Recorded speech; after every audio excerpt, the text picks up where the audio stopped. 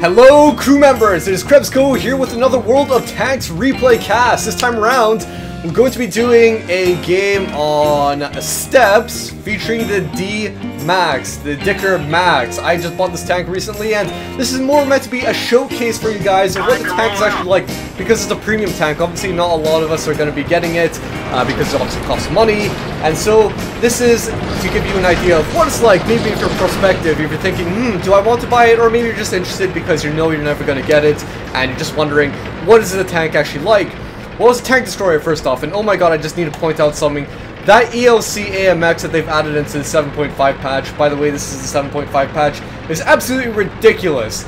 It is so tiny, it's like that thin, or that high. It's like an Oreo cookie compared to all of these freaking tanks over here. So, wow, what a strange set of tanks they've added into this game in the 7.5 patch. But anyway, I've played the Dicker Max just once, and I enjoy it. It's, I wouldn't say there's anything too special about it, but I want to talk about the actual features of the tank and what you can maybe expect from it. Now, let's head on to the more obvious things to maybe talk about with the tank, the Dicker Max.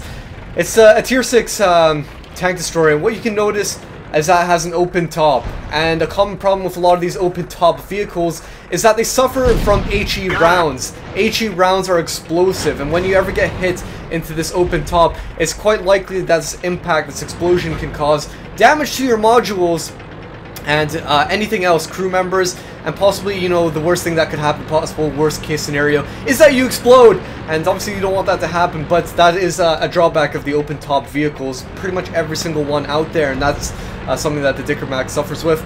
Notice also it's small armor, very thin armor, so again, another problem with open tops is that thin armor, and so it can easily take damage.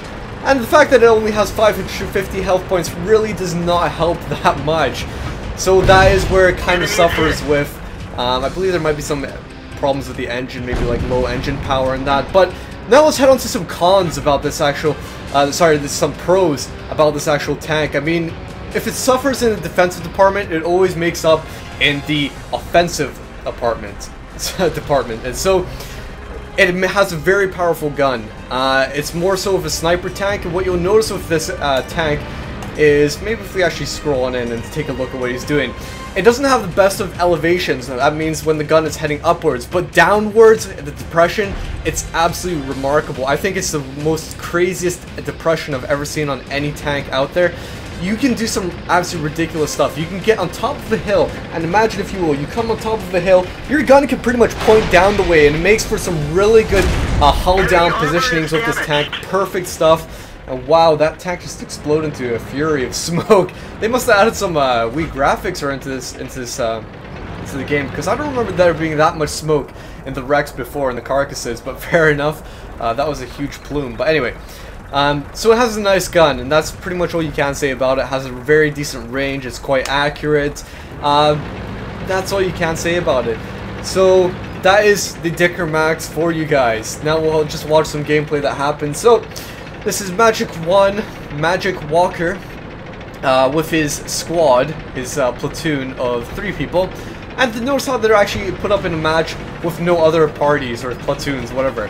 I think that's kind of unfair, personally. I mean, if you ever get in a platoon, you should be put up against other people in platoons, because the whole aspect of having a platoon and teamwork that's a little bit better than being put with random people is kind of imbalance in a way, and so you could balance it up by having another platoon of 3 people as well on the enemy team. My opinion, I think it would be better that way. But anyway, so he's done a superb job thus far, getting 3 kills, and look at what he's doing, maintaining that distance all the time. Getting, wow, how the hell did he get that? He barely saw anything. Jeez.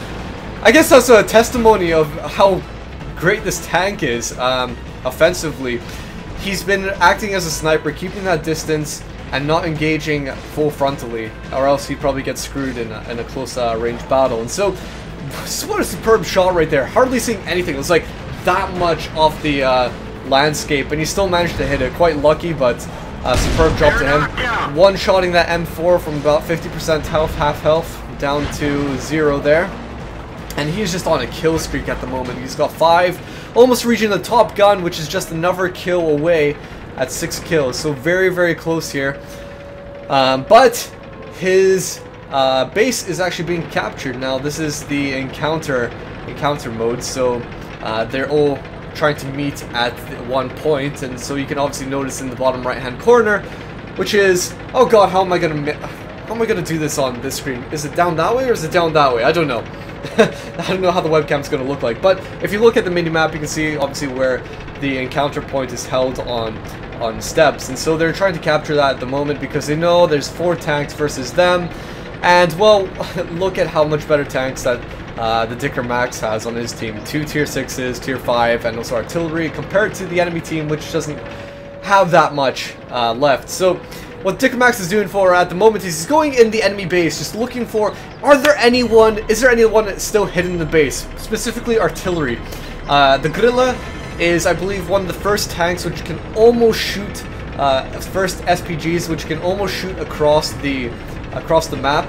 Obviously, once you start getting to about tier 4 or 5, you can start shooting across the map. I don't think it can shoot right on across, but it can shoot almost across. And so that's probably specifically why he's looking for the Gorilla around this area, because he knows it's there, and it's simple as the Gorilla was hiding in that bush, that ferns, that little a segment of plants, and so easily taking him out, one shot, knockout like that. It was 2 tiers below him, no problem, plus artillery quite weak. Very easy kill for him, and so he's got that easy top gun right now, 6 kills, heading in for some more because it's quite clear where the enemy team is at the moment. AMX-12T rushing away because he can see that the ARL-44 is firing on him, that mobile house, the ARL-44. It's essentially just a Winnebago, just a mobile caravan. That's all it is. It's just a big gigantic box, and so he's running away from that, the AMX. Trying to get some sort of momentum, I guess. What is the Dicker Max going to go for? He's going to go in for a shot! And he gets it! He gets it! Well done! Well done! What luck indeed. He has been so lucky this round. I mean, the reticle was quite big. It was like that, and the AMX is like this small inside that reticle, and he still managed to get it. Finishing off that Leopard right there. And that is 8 kills for him, so well done to Magic Walker for achieving that. You got that much XP, which is tons of XP.